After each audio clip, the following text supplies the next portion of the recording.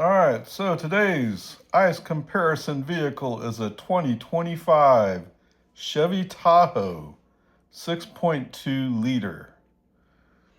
He gets 16 miles per gallon combined, has a 24-gallon tank, and sits 7 people. Okay, not bad. So our comparison trip was a trip down to the YMCA, 56 miles, 11 kilowatt hours used for a comparison cost to gasoline of $1.21. And it was about 5.1 miles per kilowatt hour. Regular unleaded cost today is $2.60. The trip cost in terms of the gas price was 46%.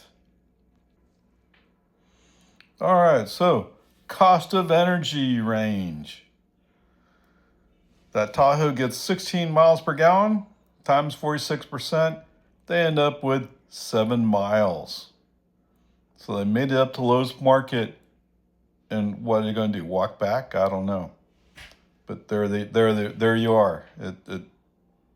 It's amazing to me how little distance some vehicles cover can cover for that price. I mean, they must be whatever. We'll get there. Okay, range comparison. Yes, they can go 56 miles. 56 divided by 16, 3.5 gallons. 3.5 times 260, $9.10. What cost me $1.21 is costing you $9.10. If you gave that $9.10 to me, turn it back around, I get 82 kilowatt hours, or basically I can cover 410 miles. Okay? This is not a cost-effective vehicle. I mean, it has some room, yes. Do you really need that room? Okay, so, but Shirley has a big tank, right? It's a 24-gallon tank. It's pretty good size, yes. Much bigger than most cars have. Okay. You can cover 384 miles. Okay. So, yes, I could have driven this down to Brownsville and fill up and then drive back. Is that true? Yes, because it was about 360 miles. Okay. Fill this gas tank up, $62.10. Turn that back around. I don't know, $60.10. Oh, 40 cents. I'm sorry, $60.40. Divide that by 0.11, and I get 567 kilowatt hours. 567 kilowatt hours works out to be 2,835 miles. Yes. I can drive for 2 months on what it takes for you to drive one trip to Brownsville. Yes, sir, Bob. All right, so the car I'm comparing to costs maybe around 80,000. I didn't, you know, Chevys tend to have so many different options. You could easily build up the cost. Anyway, the 6.2 liter V8 starts around 80,000. The LS trim, which is, I guess, is the cheapest version, starts at 60,000. Okay, so there's that part. Now, the first real question I would ask you is, this has room for 7 passengers. Do you really need to carry 7 passengers? Okay, it used to be Tahoe was just five passenger seating. Obviously, they made it long enough to put in that 3rd row. For the cost it takes to make this trip in your Tahoe, I could do it my Model 3 twice and have money left over. What, more than $6. Okay? How often do you need to make a trip with 7 passengers? Okay. On the other hand,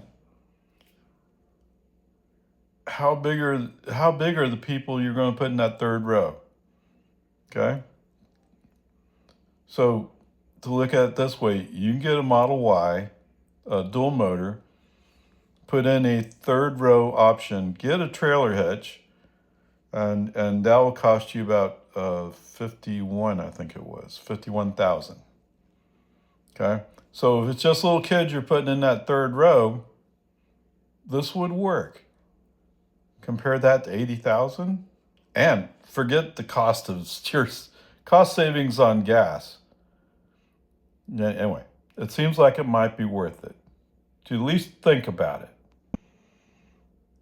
Okay, so this is the area where I'll go like, what?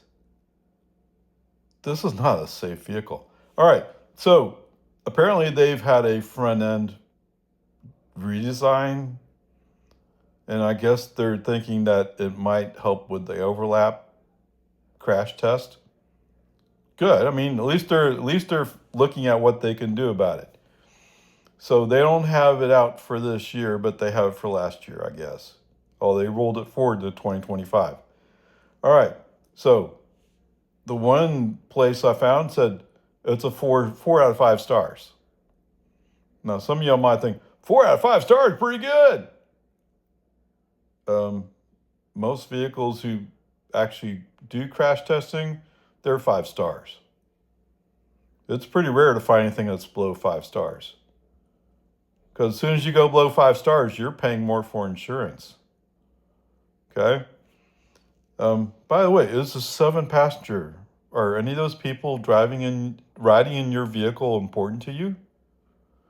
Yeah. Anyway, looking at the IHS crash data, I wouldn't want to be in this vehicle. Okay? Now, maybe you would. Go take a look. But if you compare this to a Model Y, the difference, oh man. Anyway, peace and harmony. If it's good enough for you, fine.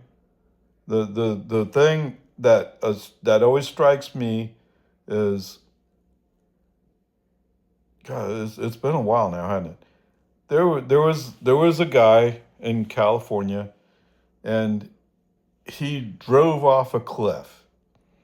Now, one of the news reports suggested maybe he was trying to commit suicide.